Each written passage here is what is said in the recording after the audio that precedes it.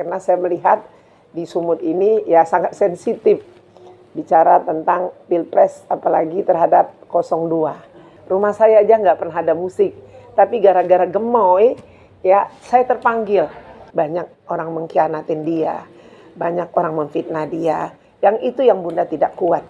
Bunda turun gunung, pasang badan. 212 itu ada karena seorang sosok Bapak Prabowo Subianto di 2019. Saya berkali-kali katakan, bohong orang tidak mendukung Pak Prabowo. Bohong. Saya yakin partai yang tidak mendukung dia akan berbalik kepada beliau. Kalau tidak setengah, ya seperempat gak apa-apalah. Tapi saya yakin bisa mencapai 70%. Seperti Gibran yang masih muda itu biasanya belum apa-apa dia udah nggak mampu untuk menjawab. Tapi Gibran dengan PD-nya, dengan luar biasa itu bisa menjadi contoh bagi milenial. Jangan dikatai orang yang punya cita-cita.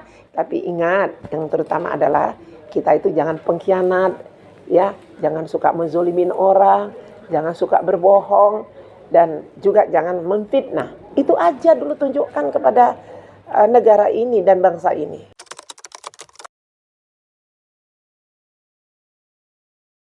Assalamualaikum warahmatullahi wabarakatuh.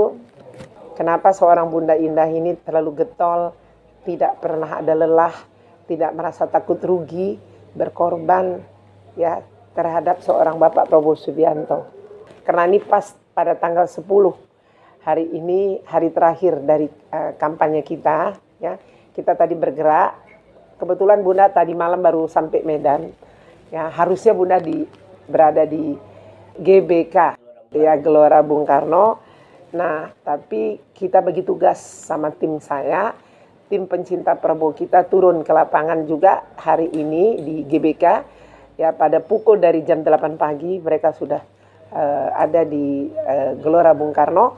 Nah, saya kembali ke Sumatera Utara hanya untuk melakukan gebrakan terakhir karena saya melihat di Sumut ini ya sangat sensitif bicara tentang Pilpres, apalagi terhadap 02. Ya, banyak beranggapan itu tadi. Saya heran kenapa dulu saya diperangin untuk tidak boleh memilih Pak Jokowi di 2019.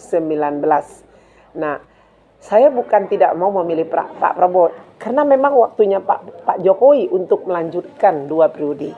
Nah, setelah 2024 sekarang saya memilih Pak Prabowo Subianto karena saya bersama beliau itu waktu terbentuk tim pencinta Prabowo ini dari 2014. Ya, sampai sekarang tidak lain adalah untuk Pak Prabowo Subianto. Nah, kenapa saya ini bergerak tidak pernah berhenti, malah kadang-kadang emosional saya agak sedikit tinggi. Banyak orang bertanya kenapa Bunda seperti itu. Yang tadinya Bunda itu nggak pernah mau dengar musik, ya. Rumah saya aja nggak pernah ada musik. Tapi gara-gara gemoy, ya saya terpanggil. Kenapa terpanggil? Kenapa ya harus gemoy? Artinya itu bicara karakter. Ya, mungkin itu sebagai lambang sosok seorangnya Pak Prabowo yang dikatakan sudah dengan usia seperti itu, tapi dia masih semangat, juangnya sangat tinggi. Ya, dan kenapa seorang Bunda Indah itu sangat simpati dan mendukung beliau tanpa ada kepentingan apapun? Salah satu adalah beliau orang ikhlas. Banyak orang mengkhianatin dia, banyak orang memfitnah dia. Yang itu yang Bunda tidak kuat. Bunda turun gunung, pasang badan untuk Pak Prabowo Subianto. Karena apa? Bunda yakin ketulusan Bunda, doa Bunda itu yakin Bunda, insya Allah makbul. Beda kalau punya kepentingan saya dengan Pak Prabowo, bisa jadi doa saya nggak makbul ya. Tapi karena saya tidak punya kepentingan apapun terhadap Pak Prabowo Subianto, saya yakin doa saya makbul. Ya, apalagi sudah waktunya memang seorang yang jiwa satria seperti Pak Prabowo ini harus duduk di kursi presiden di 2024 bersama Mas Gibran yang masih muda. Itu yang saya lihat, ya pasti banyak pembelajaran yang akan beliau berikan kepada Mas Gibran yang masih muda. Bunda sangat bangga kepada Pak Prabowo, ya. Saya membuktikan kepada bangsa ini yang tadinya 212 itu ada karena seorang sosok Bapak Prabowo Subianto di 2019. Tapi kenapa setelah itu Pak Prabowo Subianto ini dianggap orang yang tidak beriman? Lucu kan? Bicara orang yang tidak beriman. Yang mana sih orang yang beriman itu? Kalau saya melihat yang dikatakan beriman itu adalah Allah yang menilai kita beriman. Tunggu waktu kita kapan dipanggil Allah, kita baru tahu berimankah kita atau tidak. Kalau masih masalah hidup di dunia ini, nggak usah bicara dulu iman. Tapi kita sama-sama untuk mengejar ridho Allah, untuk menjadi orang bertakwa, menyembah Allah dengan cara masing-masing. Nggak perlu dipamerkan kita melakukan sesuatu ibadah itu bersama Allah. Kalau kita mau jadi kekasihnya ya, nggak perlu dipamerkan.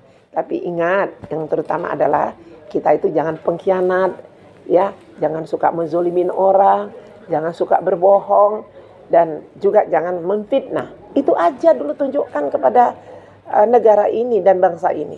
Itu tadi yang Bunda kenapa antusias pasang badan ini loh terhadap Pak Prabowo sendiri.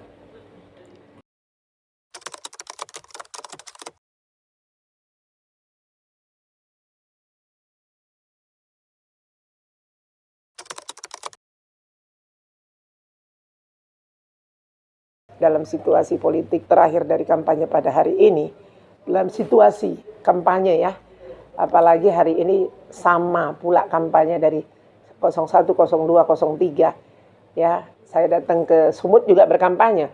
Saya lihat di GBK ini luar biasa antusias masyarakat. Saya berkali-kali katakan, bohong orang tidak mendukung Pak Prabowo. Bohong. Kenapa? Dari dulu dia udah dikenal. 2019 kan kita nggak ada nyebut Anies, nggak ada nyebut siapa-siapa. Yang ada adalah Pak Joko Widodo dan Prabowo Subianto. Jadi saya katakan dua capres ini pun saya yakin mereka tuh tahu karakternya Pak Prabowo, ya. Tapi yang namanya demokrasi berlomba untuk mendapatkan kursi presiden sah-sah saja. Mereka saling memberikan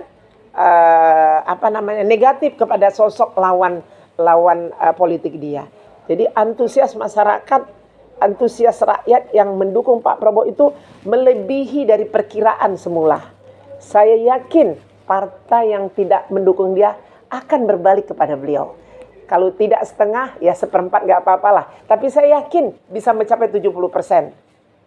Partai yang tidak mendukung dia akan secara diam-diam mendukung Pak Prabowo Subianto dan Mas Gibran menjadi presiden dan wakil presiden. Ini sudah alam yang akan bergerak. Ya, apa kata orang malaikat Jibril saya nggak tahulah. Yang pasti Prabowo Subianto berada di atas bumi Allah ini, hidup di negara Indonesia, dia sebagai warga negara yang baik, yang berakhlak. Saya nggak peduli apa fitnah orang terhadapnya. Saya cuma mengharapkan kepada rakyat Indonesia yang menilai dia negatif, kaca diri kita dulu. Jangan memakai kaca yang retak kalau menilai orang. Tapi tanya diri kita, apakah kita sudah baik atau belum? Jangan tuduh orang lain. Apalagi terhadap Pak Prabowo Subianto, kalian tuduh, maka seorang Bunda Indah tidak akan menerima itu. Ya, saya tetap mendukung Pak Prabowo Subianto menjadi presiden. Tiap hari saya berdoa, tiap hari saya berusaha mengajak siapa aja untuk mengikuti jejak Bunda Indah dan mengikuti apa kesukaan Bunda Indah. Salah satu adalah kesukaannya di dalam Pilpres ini untuk mendukung Pak Prabowo Subianto.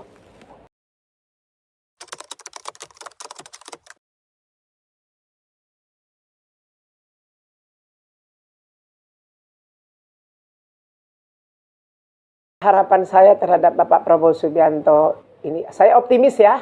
Saya optimis mengatakan Pak Prabowo pasti menang, insya Allah. Ya, Pak Prabowo akan menang. Dan saya cuma mengharap, karena beliau ini kan memang dari kecil anak orang kaya. Dia punya cita-cita sudah empat kali mau jadi presiden, nggak jadi-jadi.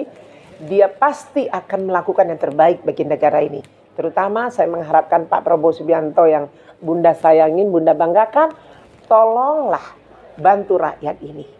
Ya, angkat derajat mereka secara perlahan-lahan.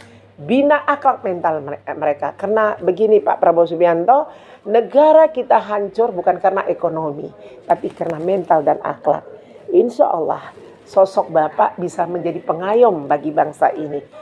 Angkat derajat-derajat mereka termasuk masa depan anak bangsa. Ya, masa depan milenial itu ada di tangan Pak Presiden Bapak Prabowo Subianto untuk merubah sistem akhlak mereka. Rangkul milenial ini untuk bisa mencapai cita-cita yang terbaik bagi bangsa dan negara ini.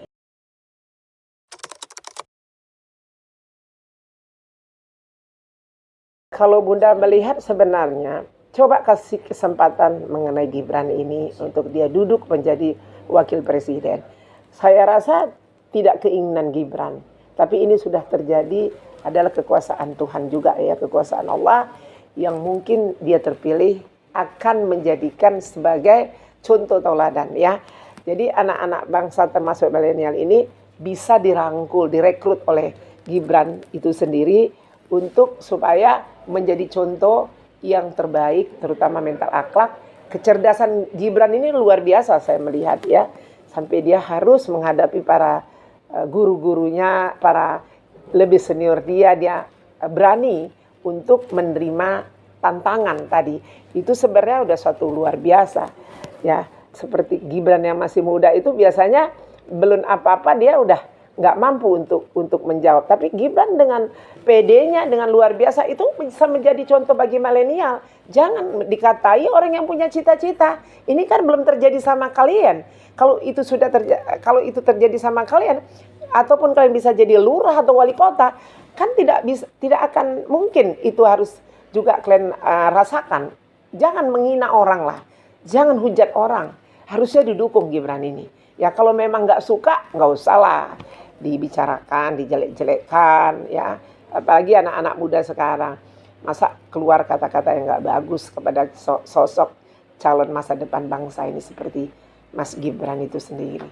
Ya, semoga Pilpres kali ini ya Bunda mengharapkan tetap pada tanggal 14 tetap aman, kondusif ya. Jangan sampai golput. Datanglah beramai-ramai untuk memilih siapa presiden yang kita rasa yang terbaik itu.